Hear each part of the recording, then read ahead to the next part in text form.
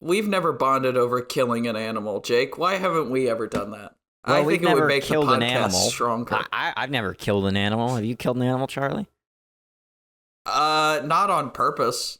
I've run over a squirrel with my car. I felt bad about that. Oh, okay. One time Charlie's I did accidentally kill... Good to know. I killed 2 baby birds by accident one time, and I felt bad about that one. Okay, apparently you're doing a lot of stuff. Is there more to this?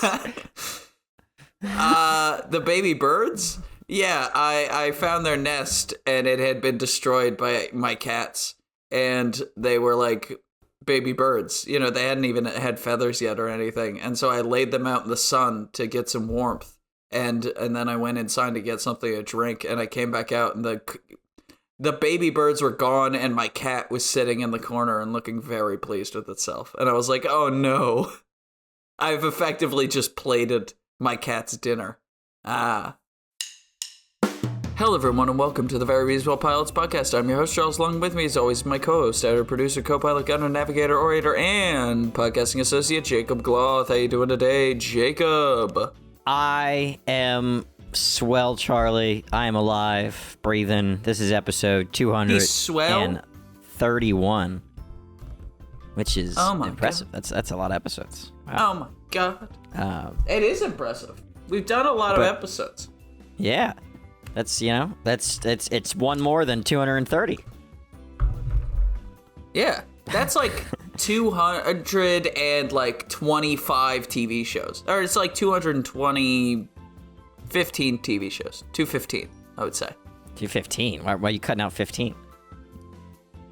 Movie. I'm taking out movies. I'm taking out like if we've done a sequel, like we pitch an episode and then we script an episode, you know? Yeah. Because that's one TV show. Demons and Delinquents. We've done 2 episodes for it, but it's only one. Yeah. I got you. So, it's just stuff like that. But I think between 215, 220 TV shows and movies and stuff, that's pretty cool. We're pretty cool cats. It's a lot of shows, and we've got another one now with a exciting new title that you gave me last week. What is it? Ooh, a handful of bullets. Fun. A handful of bullets. What do you think I'm gonna do? I think I told you at the end of that episode. But you said you were maybe gonna do a western. Of course, you Charlie. You said you were maybe gonna do a western. How am I gonna? Look at that title, handful of bullets. How am I not gonna do a western? That is a western title. It is. It is a very western title. I tried to come up with another idea that wasn't a western because I was like, I don't want to feel like penned in here. And I'm like, nah, it has to be a western. There's no other option. It has to be. I was like, this is, what is it? It truly is. What are the Clint Eastwood movies? A Fistful of Dollars. It's like it's that same kind of naming scheme. Handful of bullets. You can picture it. You can picture the lone gunman coming into town. Clint Eastwood. His lip is all weird and high, and his eyes are like crinkled, and he's got like those little lines on the edges. Yeah, because he's cool. Old. Because he's always squinting. He's cool. He's probably got a gun. I'd hope so. I can imagine the title sequence of like some guy, some lone gunman wandering into a bar. And the bartender says, no guns or ammo, right? And the guy takes or he points to a sign that says no guns and ammo. And the guy takes the gun out of his pocket and he puts it on the thing. And he reaches his hand into his pocket, pulls out a handful of bullets and drops them one by one onto the bar, And as the bullets bounce off the bar, the name A Handful of Bullets is like etched into the shells or something, Something cool like that. Some cool intro that'll show us how the tone and how cool we are and how badass all the fun, exciting cowboy gun fighting is going to be when we see it eventually, if there is any. So, there will be some fun cowboy gunfighting. I really want to just go right into the pilot, but unfortunately, the pilot just sort of just keeps going, and I don't feel like I'll have a good time to mention all the characters. So I'll just have to spoil the reveal now, which is that this is a sitcom. This is a Western sitcom. Oh, yay! I love situational It's a Western sitcom comedies. about the background characters in a Western saloon. So it's not about fun. So like every episode will essentially be like an epic Clint Eastwood style Western story, but it's not going to be about the dude who's actually like doing all the cool stuff and saving the damsel or whatever, like, you know, super cliche plot. It's going to be about the background characters and what they're doing while things are happening. Yeah, the bartender, the whole movie the just plays out in the owner. Yeah. Yeah. The guy who's playing the piano, and he's like, do do do do do do do do. The exactly. We have all those characters. Oh, you're nailing all of them right now, Charlie. First, we have Briggs Bronson, who is the barkeep, a quick-talking, quippy bartender who's great at dodging drinks and is resigned and unbothered by the absolute chaos of the town. Then we have Sonny Weathers, a big gambler and fixer who always plays both sides to get a bit of coin, cheats in poker, and he's very good at pinning the blame on others. Then we have Aitana Rivera. She's a piano player who's great at playing music that times well with the surroundings, and she's a very tortured artist type who's pissed off when she guesses the conclusion wrong of like the battle or the fight, and tries to influence the story so that she can write the music to it. So she's like literally the soundtrack of this, you know, movie that's playing. And she's really stressed out about trying to get it right. Like she's really into it. I don't know if you have any characterization for her, but if she's like such a fancy schmancy like tortured artist type, I think it would be funny if she had like a fake French accent that she puts on to seem more mysterious and interesting. And when she actually gets like annoyed or flustered or whatever, she just falls back into like an Oklahoma. Oh man, like. Well, like I actually had her Midwestern. as Spanish, so it would be funny if she was if she had a fake French accent, but then she went back to her normal Spanish accent, and then people were like, "Why don't you just use that normally? Because that's just as sort of exotic, you know, exotic we're in the US and cool. Here, you know, that's far away. That's cool. That's just as cool." She's like, "No, French, yeah."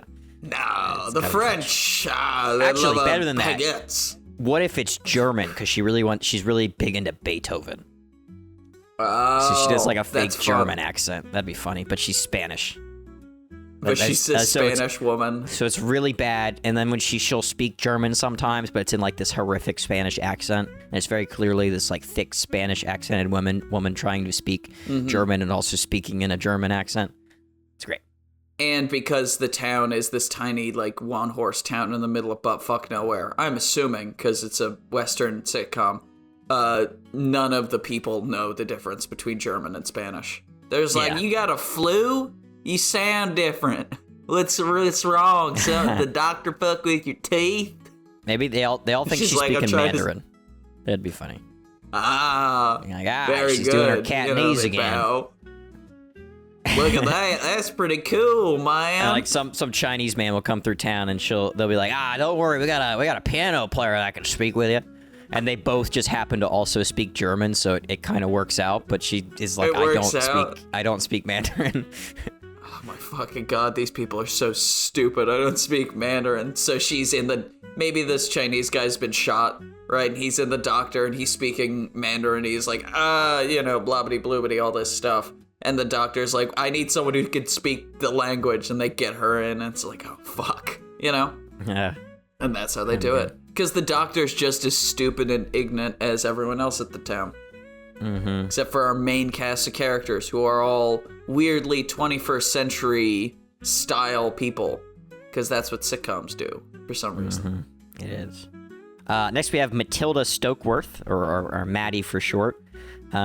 She's incredibly beautiful. She's like sort of a seductress who likes to guide people to fighting over her when she's bored. Heavy gambler and drinker. She's sort of like the main character. She's the sort of the center of this friend group. She's like she'll play into Aitana's musical craziness and try to help her get the outcome that she wants in the story. She'll help Sonny with his bets. She'll help the bartender she's a regular come up with cocktails. Bar. Yeah, she's That's a funny running gag, is every episode Briggs has a new cocktail that literally no one will ever drink because it's the Old West. You drink beer or you drink whiskey. Yeah. And he's like, ooh, I got this espresso martini. fresh in from Italy. It's delicious. And they're like, give me a whiskey. Leave the bottle. And he's like, I can't do that. I can't leave you the bottle. That's not how this works, man. It'll be like $300 for the bottle. Leave the bottle.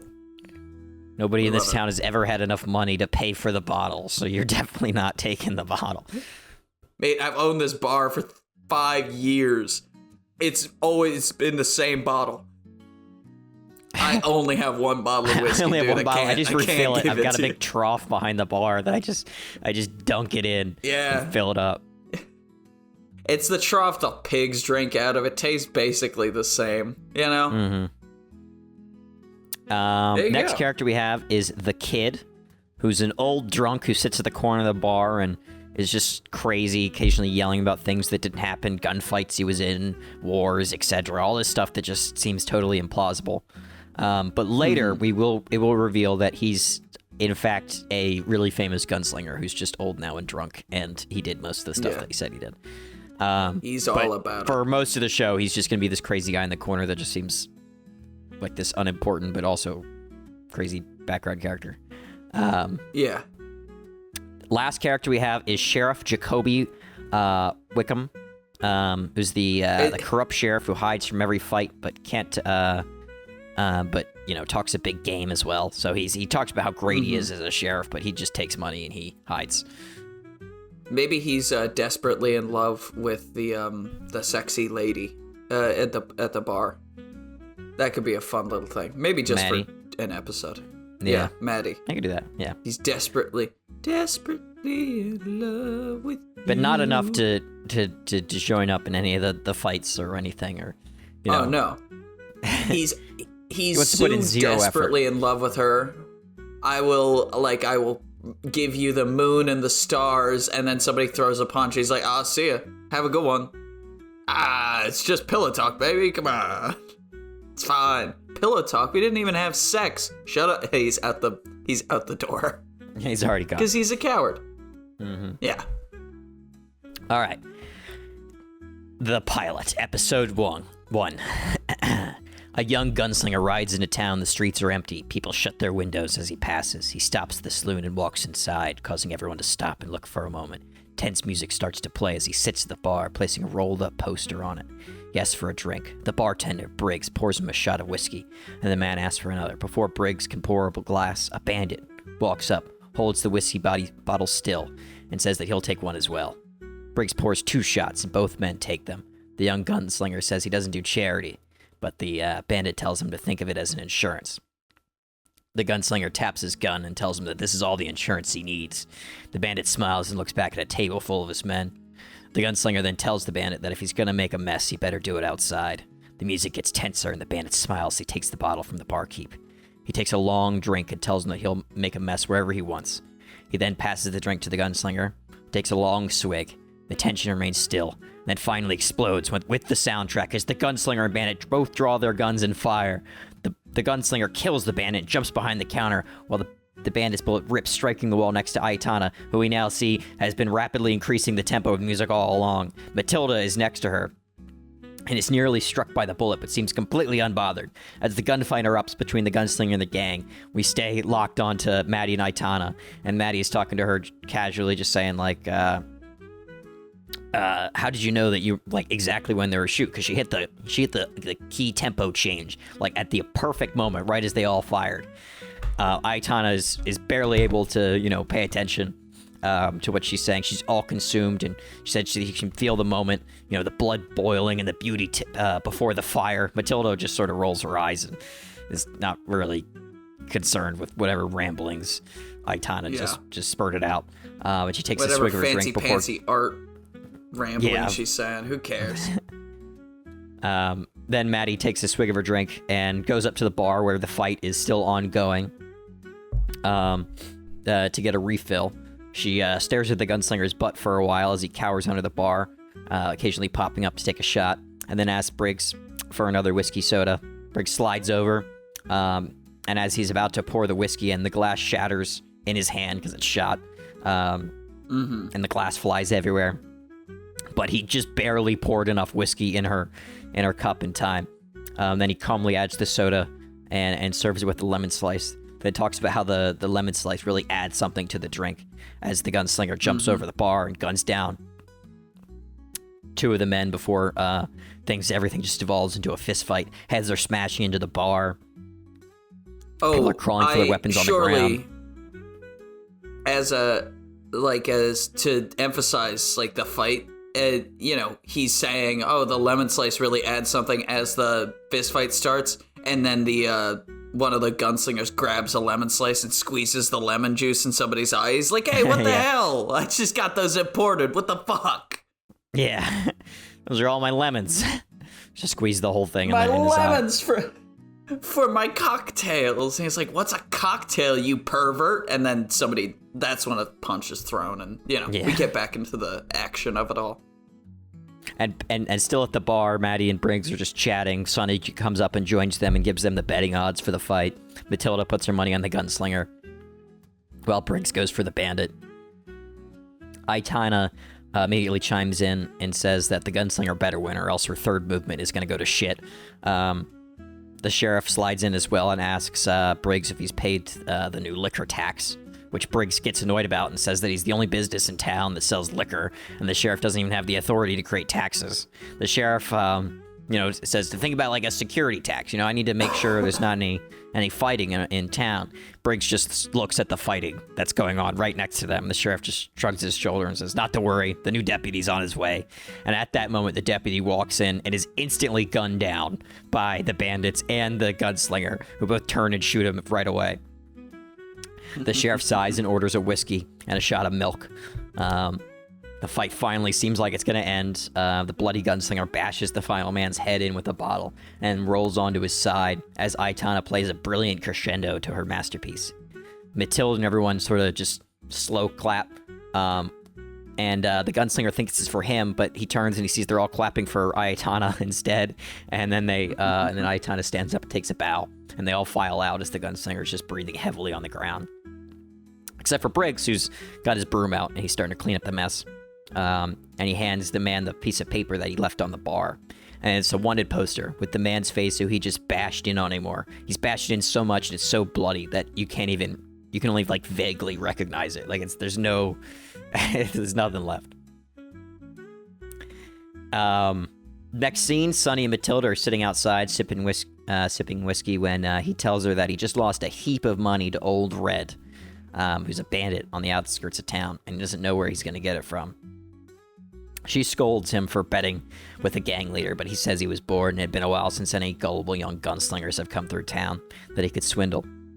Aitana is also feeling down because she feels like should never produce anything as wonderful as what she just did. She's like, "Oh, it's just this brilliant moment of perfect artistic inspiration, and I'll never have anything like that again. It's just all downhill from here." And she's she's purchasing her coffin and like trying to get her gravestone. Like she's just picturing her life is over after this. There's no point in keeping on living. And at that moment, Matilda spots the gunslinger walking into the sheriff's office, and she has an idea. We cut to the gunslinger who's just walked into the office, and he tells him, the sheriff is telling him that the picture doesn't look like anything like the guy the bloody mess that he's holding, so he's not going to pay. And the gunslinger is very disheartened. But the sheriff tells him that he does have another bandit on the outskirts of town, but yeah, it probably won't work. And Matilda then bursts in, and she's like, yeah, he could go after Old Red. No, you could definitely do it. And she gives this like big, passionate fake speech about how Old Red kidnapped her dad, and she desperately needs somebody to get him back. And the gunslinger isn't really sure if he's going to do it, but she eventually convinces him, and he prepares to ride off. Back in the bar, Briggs is just finishing cleaning when the kid, that old drunk that's at the corner of the bar, asks for gin. And Briggs is astonished first off because nobody asked for gin, and he looks under the bar. He's supposed to have like this one dusty bottle of gin, which he picks up, but in the fighting, the bottom of it had cracked open, so he just picks it up and it's just a load of glass, and there's gin all over the floor. He's got absolutely nothing. So Briggs goes down to the cellar to get a new one, but he can't find it, and he tries to get out, and he finds that the door is jammed. And at the top of the steps of the cellar, we see that the kid had just locked the door, and then he walks over to the behind the bar, and he grabs a bottle of whiskey, and he starts pouring himself a line of shots. Then we cut to Matilda, who's going to tell Aitana and Sony about her luck, about how she just set up this scenario where this guy's going to go and he's going to kill Old Red, which would be perfect because it gives Aitana the chance to come up with a new music piece, and also it will help Sonny because his debt will be forgiven because Old Red's dead. But Aitana is concerned because the fight won't be in town, and it's not like she's going to go haul her piano out to the middle of the desert to play some music for no one.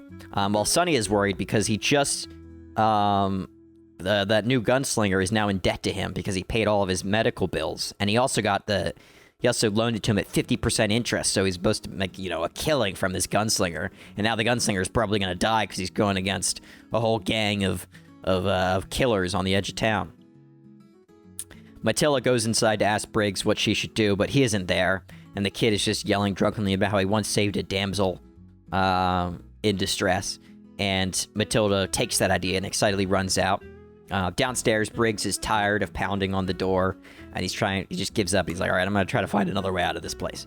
He wanders deeper into the cellar and finds that it leads to an old abandoned mine, and he continues walking in the dark with only a small torch as we see something moving. So he doesn't see it, but we do. Something like skitter quickly across the ground, or slither possibly across the ground. Ooh, slither. At Old Red's camp, Matilda convinces him to take her hostage, which he's very confused about. So he's just like this bandit leader, and this young girl from the town comes up and it's just like, you need to take me hostage. And he's like, we don't really do that. It's not really our beat. We're more like a highwayman sort of thing. We just rob stagecoaches. That's kind of our thing. We're not really part of the damsel in distress. We're not kidnapping women. Yeah. There's not really much money into it, like we steal you, and we try to sell you back to your dad, who's got maybe like $5 and a mule, and that's not gonna be much. And odds are pretty high that this random gunslinger is gonna come up and try to murder us. So there's not a lot of money in this business. But eventually she convinces them because she's like, but all the best bandits, they're always stealing damsels from farmhouses and stuff. You can't, it'll build up your reputation. And they're like, oh, okay, maybe, okay, if we get a bigger reputation, then we can recruit new guys and we'll be tougher. That'll be cool. So she convinces them, so then that's when the gunslinger will raid the camp. And he's like doing well, cutting through bandits as he's getting through. But eventually we'll get the classic scene where Old Red's got a gun to Matilda's head, and as he's like holding it to her head, she'll be like, "You're pressing it a little too hard on my temple." He's like, "Oh, sorry." I like pull it back a little bit. He's like, "And also these binds are they're a little tight. Also, I'm not gonna run away. You don't really need to tie me up."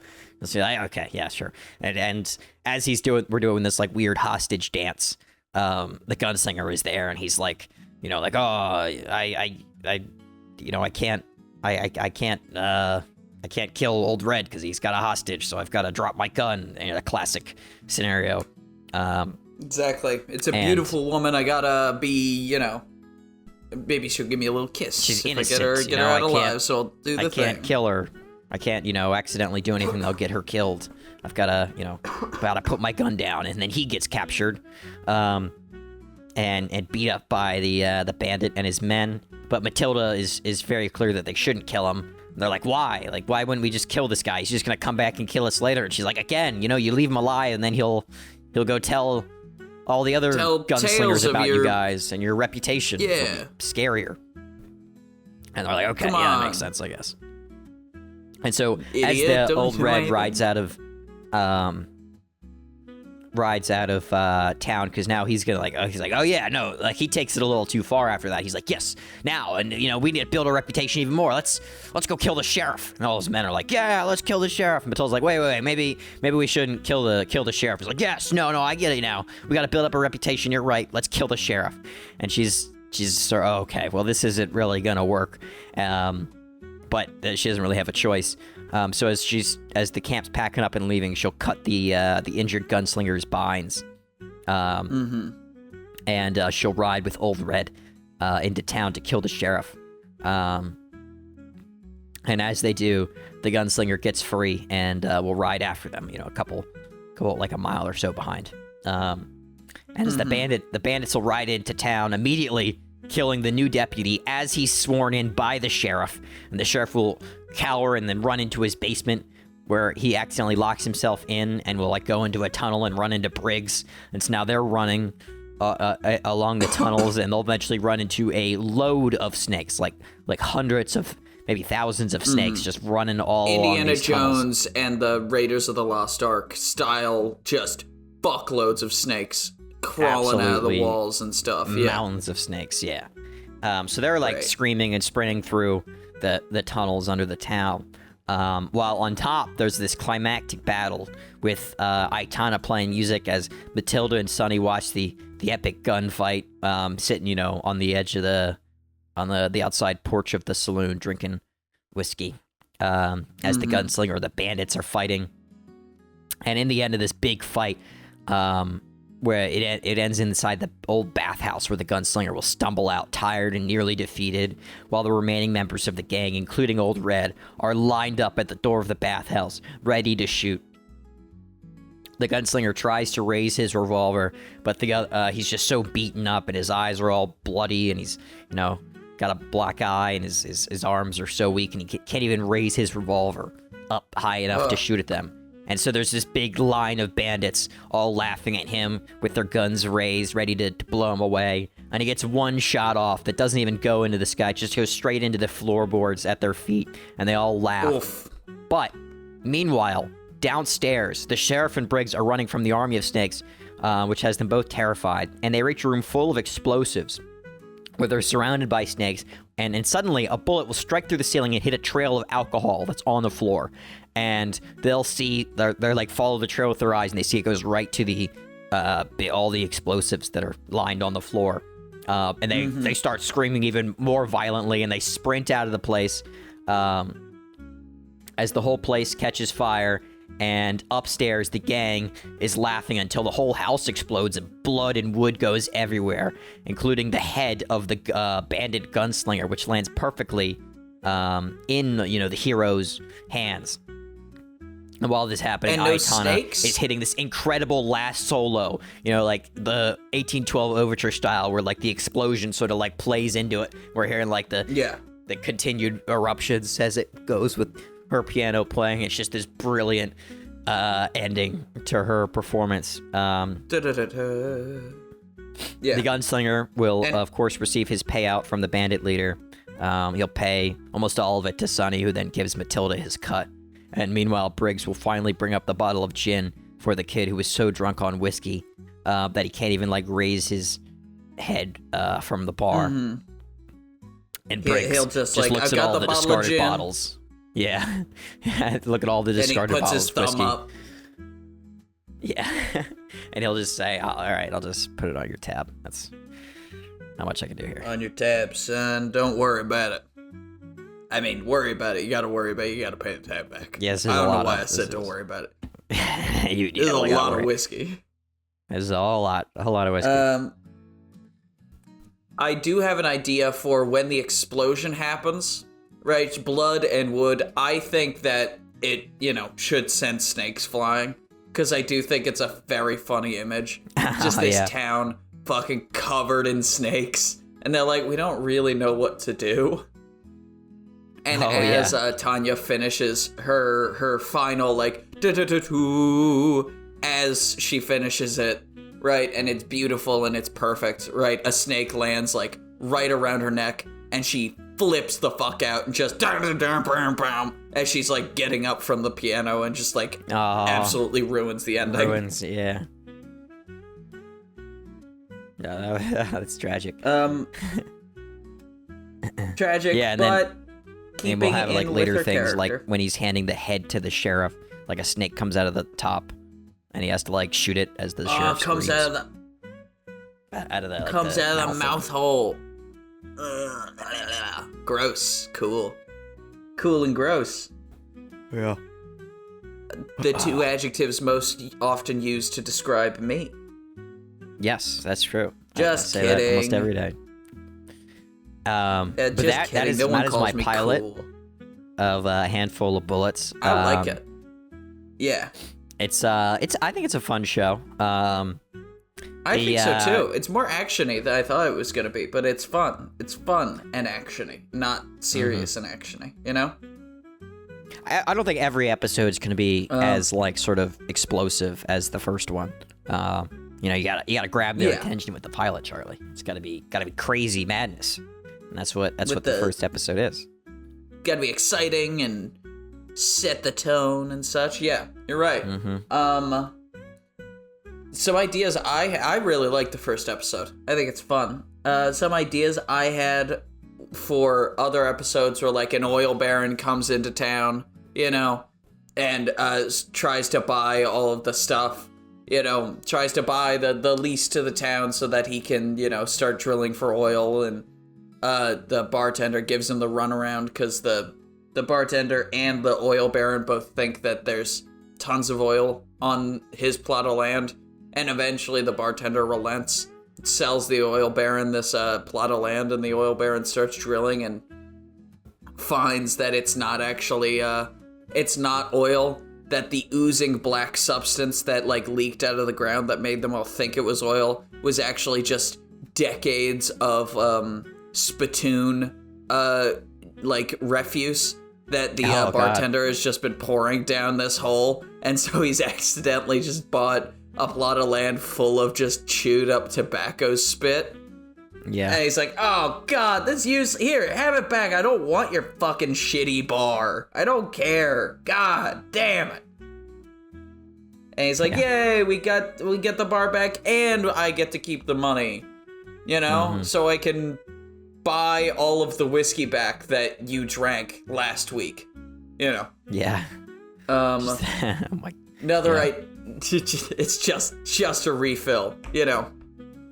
Another idea I had was for the like a white hat and a black hat, you know, gunslinger and an outlaw to come into town, but they're identical twin brothers that have never met, like they were separated at birth.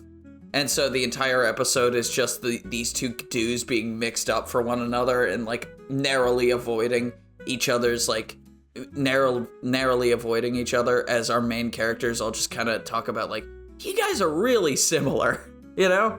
You both have the same drink order, you both wear your gun in the same place in your pants, you know? Just one of you happens to wear a black hat and the other one happens to wear a white hat. And then, of course, they end up killing each other at the end, because that's how cowboy shit ends. Yeah. Trying to think of one idea I did have was that yeah, we could have a gimmick where there's just too many gunslinger duels in town. Like it happens like every day, and it's like disrupting people's sleep schedules. Like every day at fucking high noon, or there's like always gunfights at sunset and sundown, and you're just like, come on, we need to do something about this. And Briggs is getting tired of shuffling these dead gunslinger bodies out of the place, and they have to try to find a way to make their town less desirable for duels.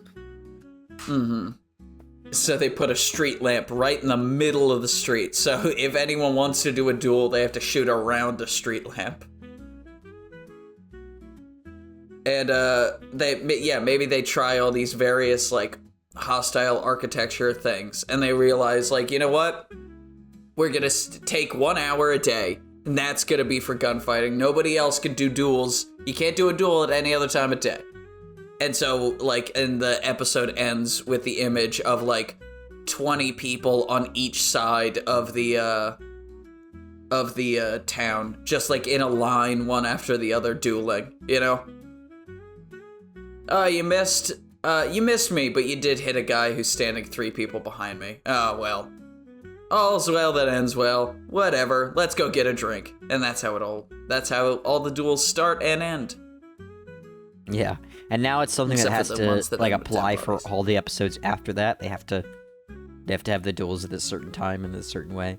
Yeah, you do have to keep. It'd be funny if they also like mandated like certain guns that they had to use or like they had to use bow and arrows or something like that to like sort of ruin the value of the duels. That'd be funny. And then you'd like get people who are like trying to figure out a way to beat the system, and so they've taped a dynamite stick to their bow and arrow, and it's like, I'm not sure that's regulation. Let me go check the rules. The sheriff turns around to go check the rule book, and the guy fires and blows up the other dude. The sheriff turns back around. What happened? I don't know. I think he was sick. I think he caught something. Explosive diarrhea. Oh! Good one. You're going to prison. You'll never take me alive. And he shoots the bow and arrow again. Hits the sheriff in the foot. The sheriff's unhappy, and the guy's running away. Yeah. Guy comes back into town with a fake mustache. I'm ready to do another duel. Who wants to duel me? Wants to duel me. No one's gonna duel you, Jeff. No one's gonna duel you, Jeff. We all know you. You've got a trick. We all know the trick, Jeff. You gotta duel somewhere else, man. Not happening. I really like that show. I thought that was that's a fun situational comedy set in cowboy times. I like the subversion of the standard tropes, and I really like the music. I think that's a really fun idea. You know? Yeah, I thought it was cool having the soundtrack be live. This like, what's that called? I know that has a name in movies and TV shows where the sound is like the music is happening inside the scene. But I always really like it, and I think that that's a really fun idea, is that she's not just playing a song, she's watching everything, same as the audience, and deciding when to change it up. And I think it would be funny if she had sort of like a almost telepathic ability to calm or instigate things, because she could just be like, you know what, things are getting a little boring here. Like she starts playing a suspenseful piano chord, and people are like, oh, what the fuck's gonna happen? No. Oh my god, everybody reaches for their guns. The word you're looking for, by the way, is diegetic, I think. Diegetic sound. Mm-hmm. Diegetic music. It's when the characters can hear it. Yeah. It's good. Look at you. Look at you, Mr. College boy. I took film criticism in college. Oh, it was one class. But they didn't have those classes at my college. I wasn't fancy enough. My school wasn't fancy enough to have film criticism. Well, you go to most U.S. universities, and they probably have a film crit class. Yeah, I did think that was weird that they didn't have that at my school, because I was in a journalism degree. But you know what? Whatever. It's not like critics are journalists. At all. Yeah, no, not like that. Yeah, but no, definitely not. Shut up. Nope. Yeah, it's definitely not one of like the 4 types of journalism that we learned about was review. Nah. Mm-hmm. What? Fuck it. No, you don't need to be educated. Well, no. I have the degree. I have the piece of paper. That's all I fucking wanted. All right, thank you everyone for listening to the Very Reasonable Pilots podcast. I've been your host, Charles. Along with me has always been my co-host, editor, producer, co-pilot, gunner, navigator, orator, and podcasting associate, Jacob Gloth. If you like what you heard here and you want to hear more, please give us a like, a follow, subscribe, tell your friends, tell your family, tell your dog, tell your cat. And remember, we will be here next week with a brand new televisual series for you to imagine and enjoy. What's and the name title of that televisual series will be The Come Down Machine. I thought we were going to fake it, and because I already told him what his title was before this, and he already picked his number. Yeah. But I got curious. I thought we were going to fake it. So I thought you were going to say, oh, let me pick a number, and then I would have pretended to give you that one. Jake, I never fake it. When it's when you're with me, it's always real.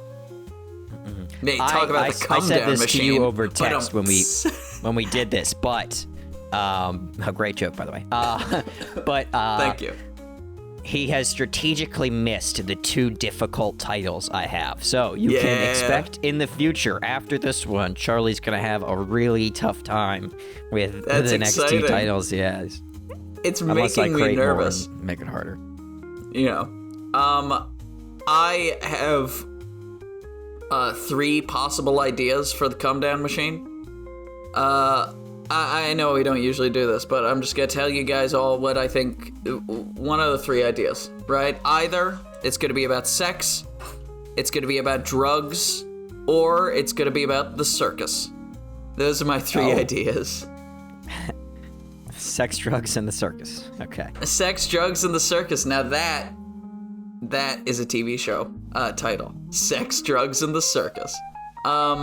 Thank you all for listening, and have a good one.